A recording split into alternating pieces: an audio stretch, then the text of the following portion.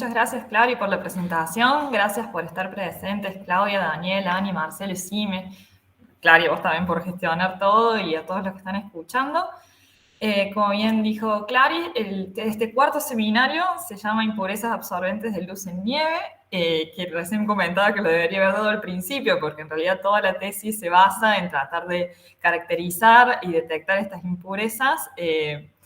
Pero bueno, yo tenía la sensación de que siempre hablo de las mismas y sí me hizo notar como que, bueno, que no, que capaz que lo hablé en la tesis de maestría y no en los seminarios, así que bueno, vamos a explicar un poco de qué se tratan estas impurezas en nieve y como parte de todo lo que he estado haciendo en el doctorado. Así que cualquier duda que tengan pueden levantar la mano, yo los escucho. Bueno, yo quería empezar comentándoles que el otro día estaba viendo unos videos en Instagram y me pareció un reel que hablaba sobre qué colores usar o qué colores eran mejores en verano para no tener tanto calor. Y seguramente alguna vez se han preguntado ustedes esto o han leído algo relacionado a los colores de verano y de invierno, ¿sí? El video empezaba diciendo que era mejor usar ropa blanca o ropa clara porque reflejaba el calor y que la ropa oscura la absorbía. Después seguía con el tema de materiales, con el tema de qué tan suelta tenía que estar la ropa y que a veces era mejor, o la gente prefería usar varias capas de ropa oscura porque aislaba, absorbía el calor del cuerpo y como que no dejaba que pasara el calor ambiental, la temperatura ambiental. Y yo me quedé pensando, digo, bueno, tan diferente a la nieve y a los glaciares, capaz que no es. Porque, bueno, me acordé de lo que habían hablado en el curso de glaciología de Mendoza, que estaba Daniel presente, que hay veces que, sí, una fina capa de impurezas o de polvo o de tierra sobre los glaciares sí los afectan y aceleran el derretimiento, pero si hay una capa más gruesa de estos materiales de diferente grosor, hace el efecto contrario y lo aísla de las temperaturas y del sol. Y obviamente sabemos todos que los diferentes objetos de la superficie terrestre interactúan de diferentes maneras con la energía y el espectro electromagnético y que es cierto que vemos blanco cuando reflejan toda esa energía y los diferentes colores absorben y emiten la luz de diferentes maneras. Entonces la nieve se podría comportar, como lo decía en el video, como una remera blanca y las distintas otras partículas, objetos o impurezas podrían ser todo el otro rango de colores, no necesariamente el negro oscuro, ¿sí? Entonces, bueno, me llamó la atención y dije, bueno, podemos comparar con el tema de colores, más allá de las diferencias, ¿sí? Pero bueno, básicamente esto se va a tratar sobre cómo combinamos la nieve blanca con las diferentes las otras impurezas y cómo afectan a nuestro recurso de interés. Bueno, la nieve, al igual que las nubes, las vemos blancas porque, como decíamos, reflejan casi toda la energía que recibe.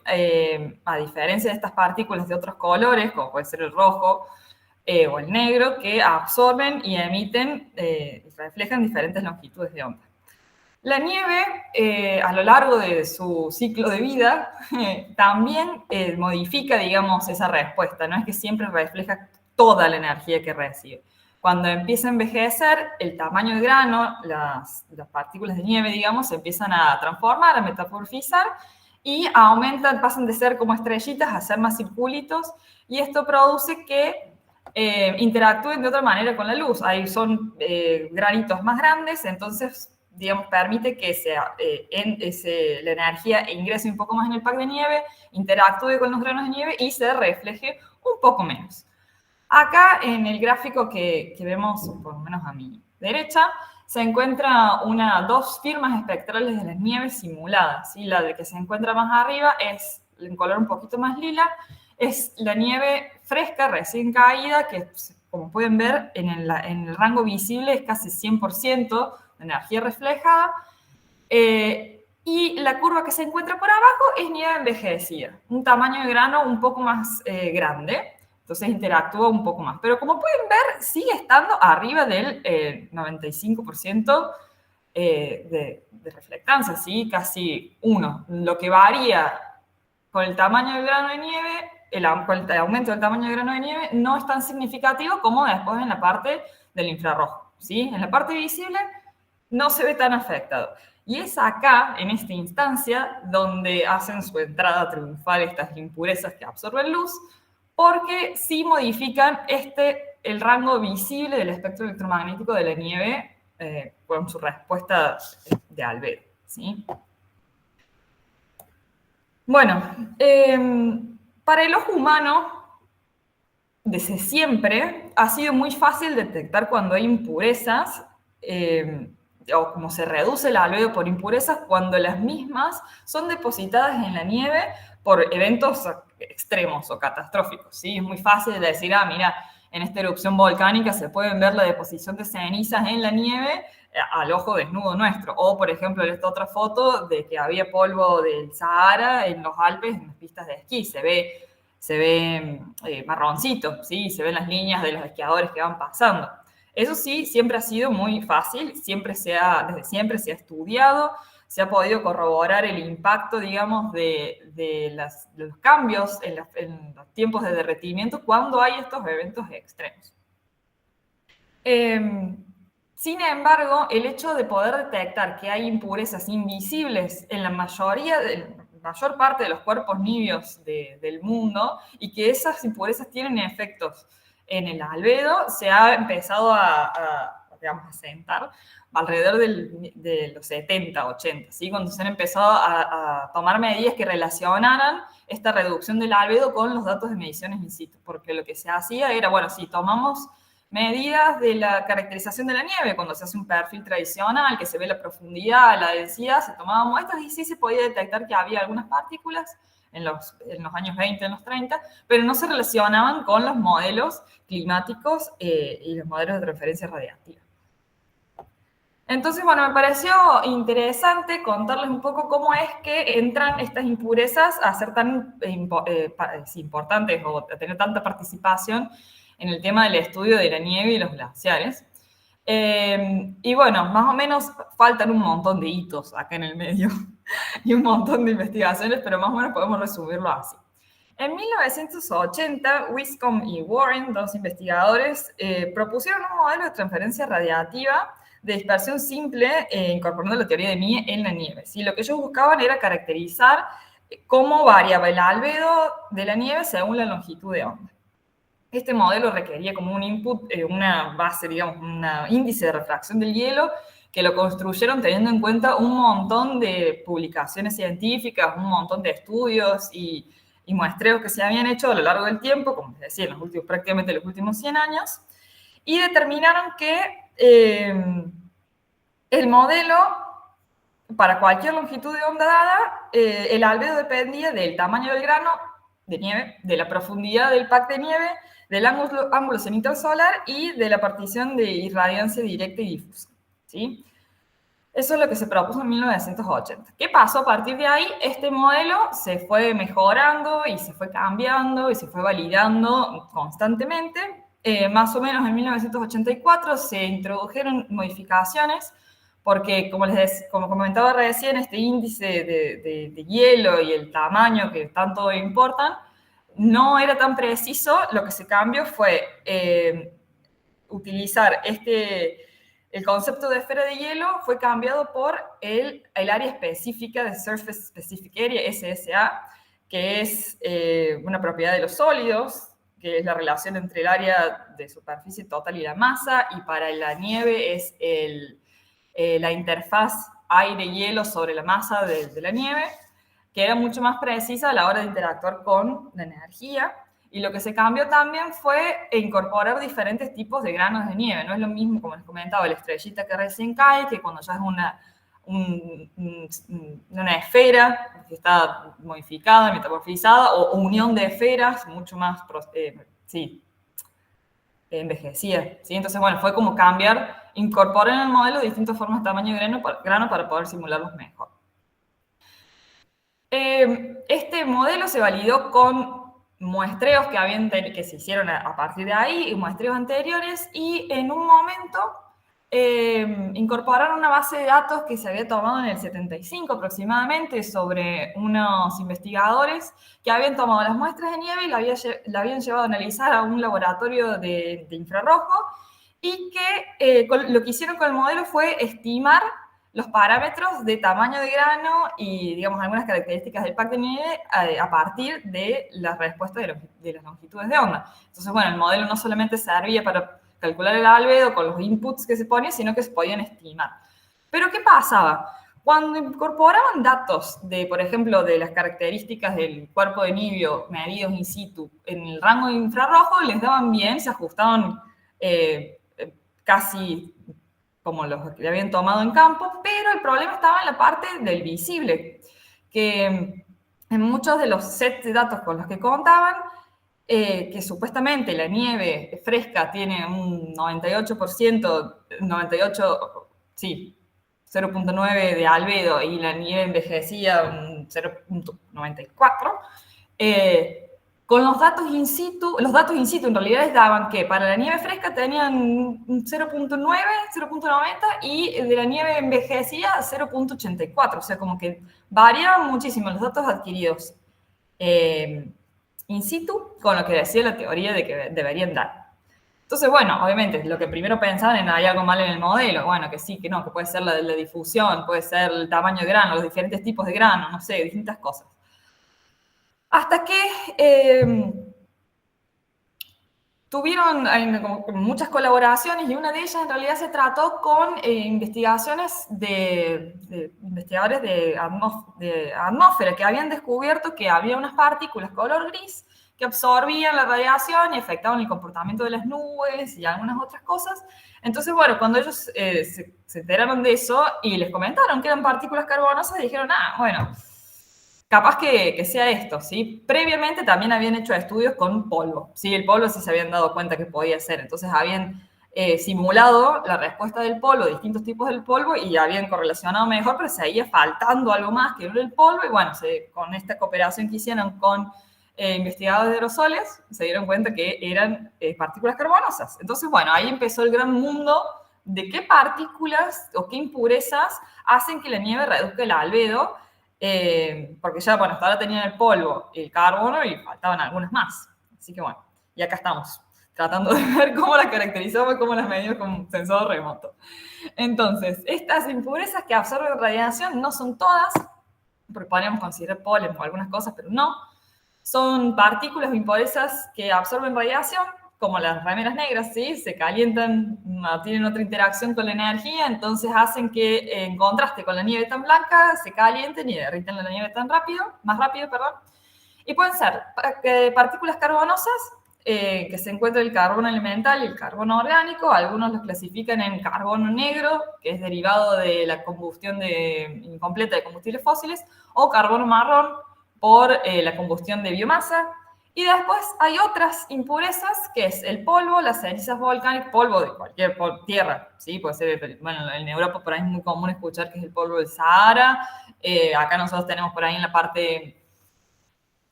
más norte, digamos, de nuestra, la cordillera y en la parte que limita con Argentina y Chile, si hay algunos cuerpos de nibios, si se ven contaminados por ahí por el uso de caminos, mineras, de algunas cosas.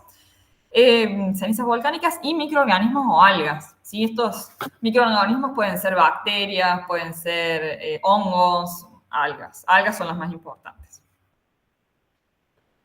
Bueno, ¿cómo se miden estas impurezas? Para calcular, digamos, su concentración, su presencia. Para el carbono negro, las metodologías más comunes utilizadas son la de incandescencia inducida por láser o SP2, la de esta que está acá, en la esfera de integración con integración de sándwich, y métodos termoópticos, ¿sí? Esta de TOT. La mayoría de estas tres que mencioné, excepto en el SP2, se utilizan filtros de cuarzo, por general, y se producen las mediciones. En el SP2 se utilizan líquidos. Hay algunas cuestiones que por ahí necesitan tratamientos previos, porque, por ejemplo, puede ser que se confundan algunas, si meten los filtros con todo lo que tiene adentro, por ahí se puede confundir algunas emisiones de materia orgánica con la de polvo o con carbono negro. Entonces, bueno, habría que ver bien cuando se elige el método para contabilizar la cantidad de impurezas que presentes, de descartar que no haya otras impurezas que puedan modificar la respuesta.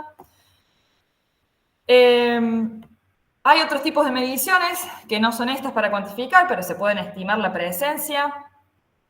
Bueno, contabilizarlo también, pero no son tan usadas, como cromatografía de iones o gases, no me acuerdo, un espectrofotómetro, microscopía óptica, también ver por microscopio las impurezas y tratar de caracterizarlas, el ICP masa, el radiómetro de campo, también se han caracterizado impurezas con ese método. El método Raman, que nosotros también lo probamos, pero bueno, es un poco más complicado porque hay que apuntarle un haz a una partícula y obtener la firma de Raman y caracterizar esa firma, y podría haber sido cualquier partícula en ese filtro. Pero bueno, para identificar qué cosas podemos encontrar en ese nivel, funciona. Si hay algas, se utiliza la decodificación de ARN y análisis filogenético, y también se utiliza sensado remoto, ¿sí? Hay algunos índices espectrales, y también incluía ahí que hay un producto de Sentinel-3 que se llama CISE, que tiene un flag para calcularlo, se calcula en el SNAP, y el resultado da un flag de impurezas, que creo que son 5 variables, o sea, nieve limpia, soot, digamos, hollín o partículas carbonosas, algas, material irreconocible, y no me acuerdo si ceniza o polvo, pero no está, una de esas dos no está. No lo probé nunca a este producto de Sentinel-3, digamos, no vi si se lo ha validado, pero bueno, está, como que se puede llegar a calcular. Con respecto a los índices espectrales, me parece interesante mencionarlos acá. Hay varios, algunos utilizan índices normalizados y algunos utilizan el radio, digamos, entre dos bandas.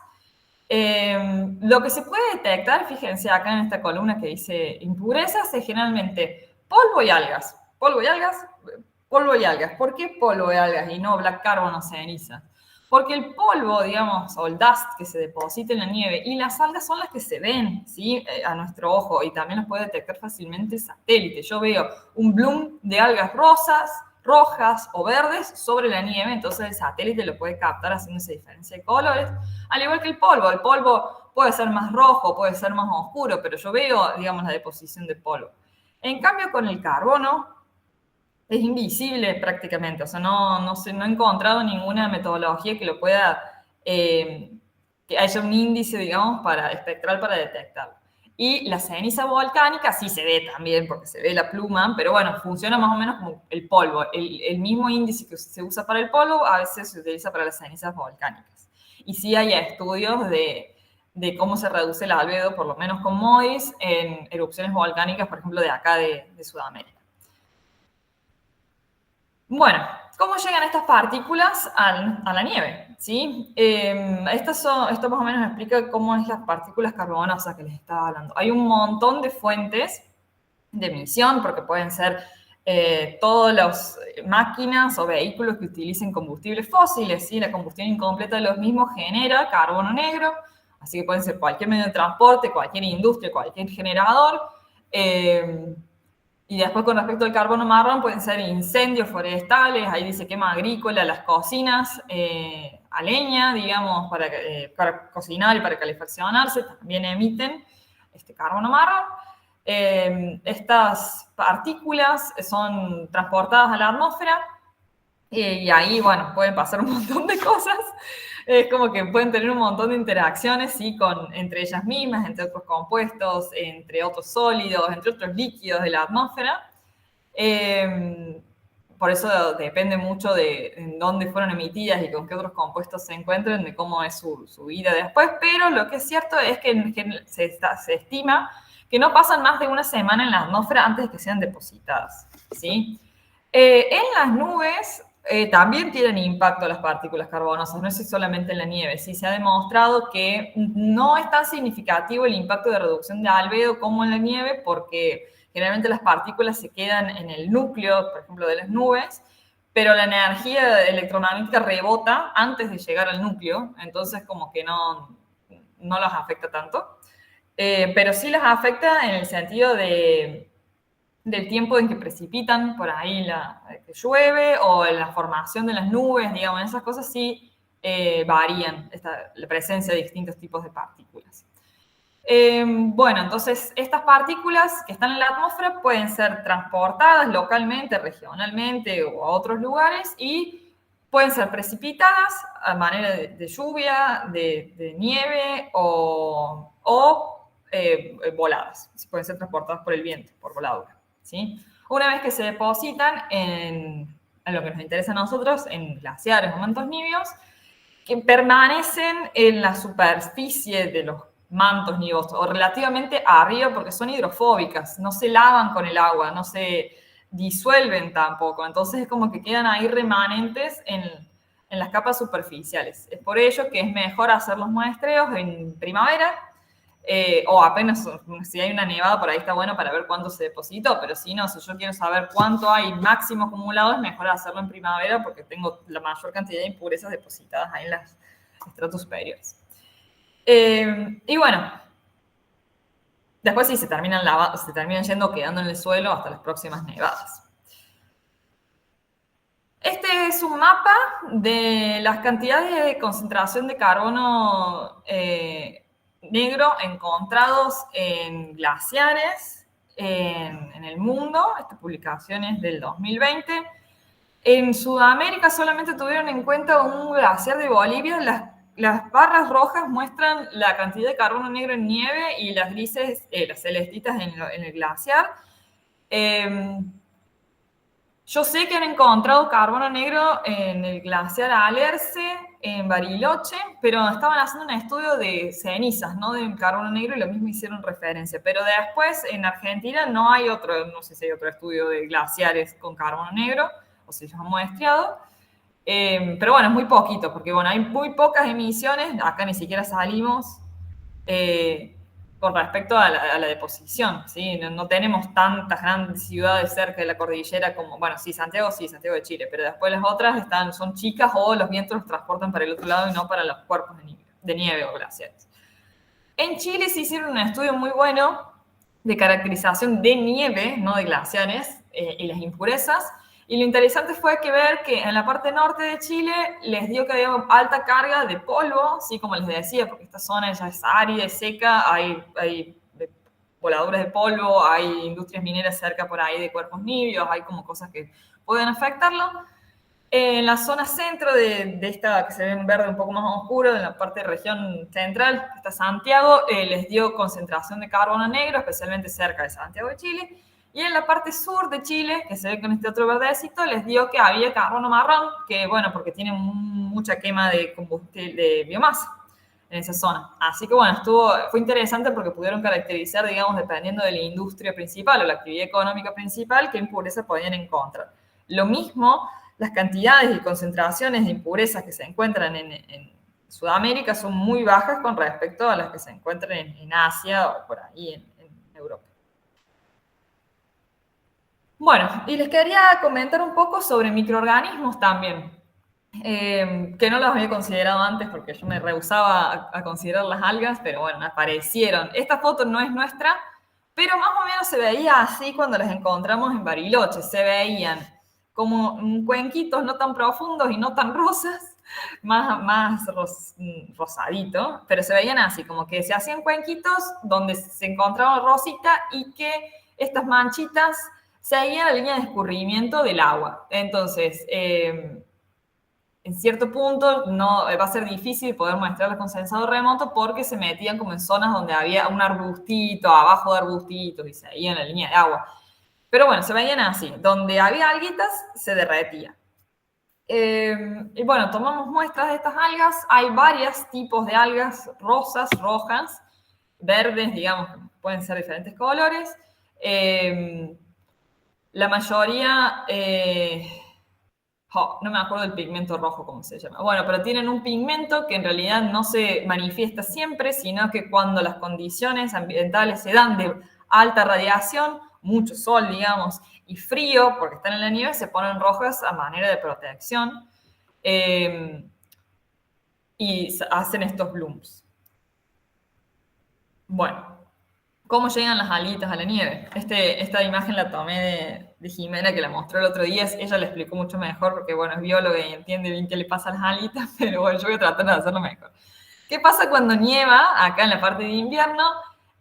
Las alguitas quedan como en capsulitas. Hay algunas que quedan en la tierra, ¿sí? Como yo les decía, muchas de estas impurezas no se disuelven en agua y son hidrofóbicas. Entonces, por ahí quedan en la tierra o están ahí cuando empieza la temporada de invierno.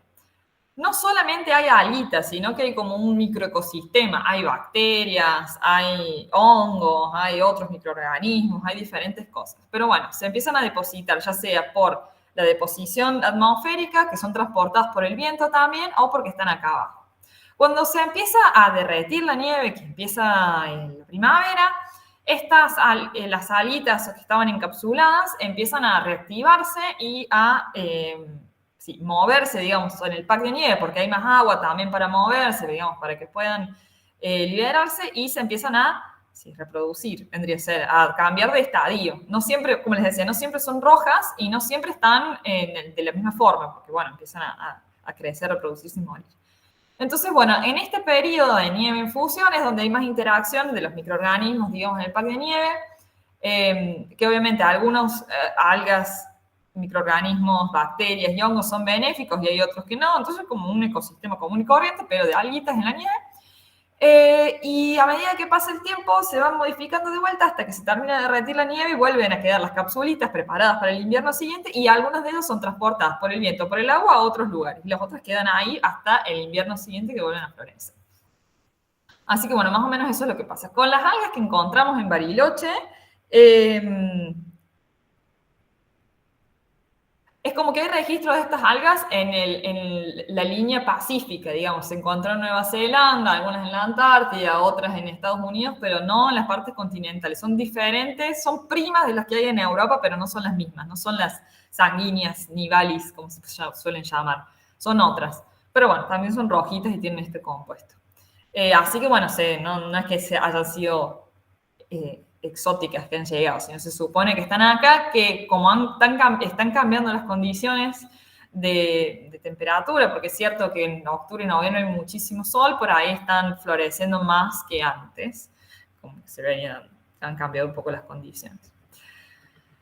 Bueno, ¿cuál es el impacto de estas impurezas en la nieve? ¿Sí? Yo les decía que se reducía el albedo en el rango visible y acá quiero mostrar unas simulaciones que hicimos con el programa SNICAR de carbono negro. Son estas curvas. Las curvas celestitas corresponden a la nieve envejecida y las curvas verdecitas a la nieve fresca. Fíjense que, bueno, que cuando es nieve fresca las distintas concentraciones de carbono no afectan tanto, pero mientras más grande el tamaño de grano tenga la nieve, más es el impacto de la impureza. Entonces, bueno, mientras más impurezas y más envejecida, más se reduce el albedo. En todos los casos es lo mismo. Lo que podemos rescatar aparte de esto es que las distintas impurezas cambian de diferente manera esta curva de respuesta de albedo. Entonces fíjense que el carbono negro tiene esa formita, la parte del carbono marrón tiene una pendiente mucho más abrupta, después el polvo suele hacer como una curvita, la ceniza es más acampanada, como que bueno, tienen algunas variaciones.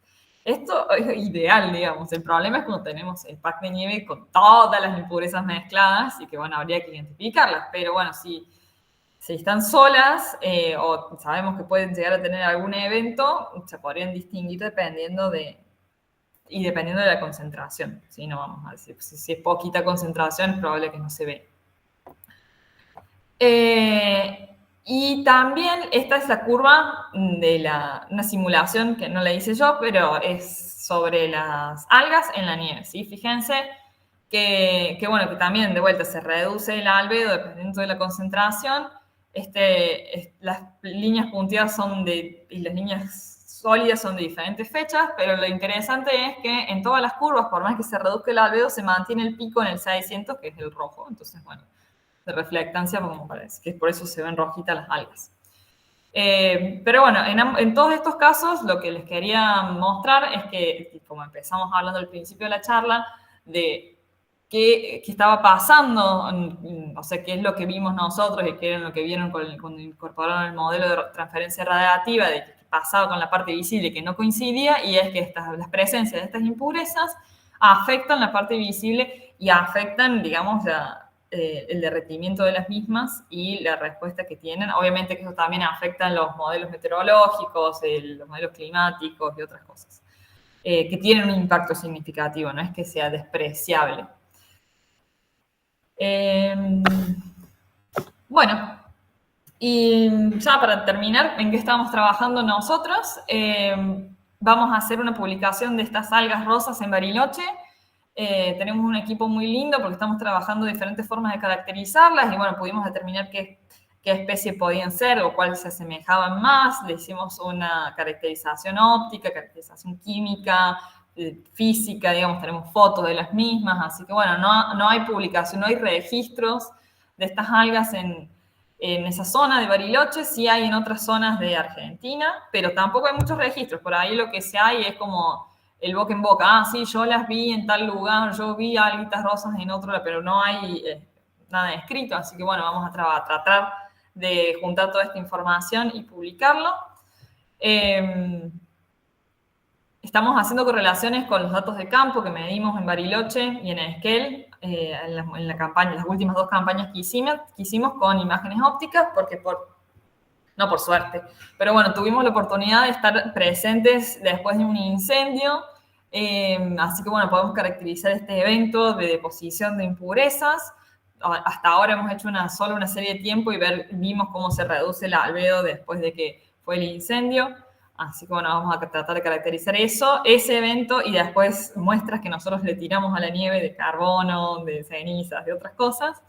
Y después, lo último que estamos haciendo fue analizar los filtros de las impurezas. Hasta ahora solamente no, hicimos análisis de Raman y análisis con, no me acuerdo cómo se llama el método, de la esfera de integración que las hizo Gonzalo Pérez en Bariloche. Así que bueno, tenemos 2 formas de comparar los resultados, las firmas de estos 2 resultados de las impurezas. Habría que ver si se puede a utilizar otro método más destructivo, pero bueno, para cuantificar lo que tenemos. Hasta ahora es todo, digamos, de caracterización, cualitativo, no cuantitativo las impurezas. Pero bueno, eso. Y obviamente, si es posible, estaría bueno aplicar estos índices después a las zonas. Pero como les decía, lo de las alguitas y hay árboles, hay rocas ahí en el medio. Así que bueno, vamos a ver si se pueden ver. Y eran muy poquitas. Como todas las impurezas que hay en Sudamérica, es como que no llegan a ver estos blooms, no llegan a ver tanto carbono negro depositado. Pero bueno, se están empezando a ver más seguido, así que me parece que sí que va a servir. Y bueno, ahí está. Muchas gracias.